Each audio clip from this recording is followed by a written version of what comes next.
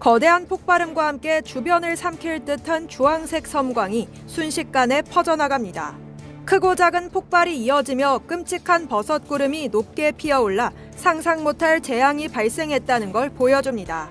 시리아 정권이 반군의 손에 넘어간 이후 이스라엘이 시리아의 군사시설들에 대한 공격을 이어오고 있는 가운데 이스라엘군이 시리아 해안 지역에 규모 3.1의 지진이 감지될 만큼 대규모 공습을 벌인 것으로 알려졌습니다. 영국 텔레그래프는 16일 이스라엘이 전날 밤 러시아 해군 기지가 위치한 시리아의 타르투스 해안 지역에 공습을 가했다고 영국에 본부를 둔 시리아 인권관측소가 밝혔다고 보도했습니다. SOHR은 이날 공습이 2012년 시리아에 대한 이스라엘의 공격이 시작된 이래 시리아 해안 지역에 가한 가장 폭력적인 공습이라고 덧붙였는데요. SOHR은 이스라엘 전투기가 방공부대와 지대지 미사일 창고를 타격했다라며 이는 이슬람 테러 단체의 손에 무기가 넘어가는 걸 막기 위한 전략의 일환으로 해석된다고 밝혔습니다.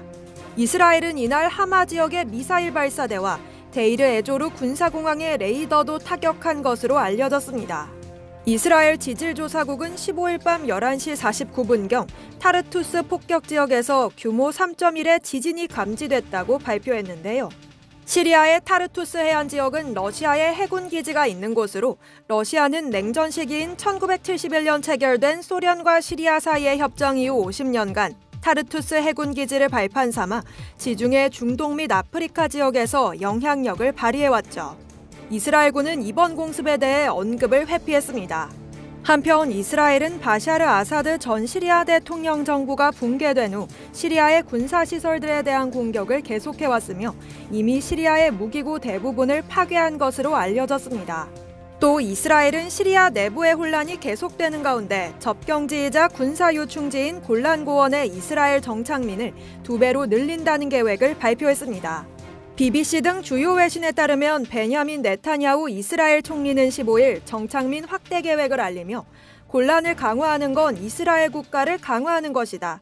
우리는 골란을 계속 지키고 번영시키고 그 안에 정착할 것이라고 밝혔는데요.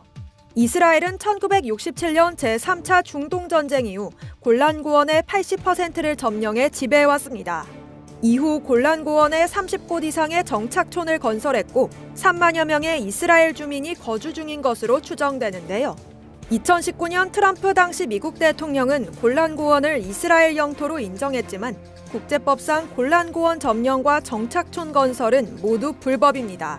하지만 네타냐후 총리는 시리아에서 아사드 정권이 반군의 공격에 붕괴하면서 이스라엘과 시리아 간 새로운 전선이 열렸기 때문에 이 같은 조치가 필요하다는 입장을 보이고 있습니다. 이상 월드 디펜스였습니다.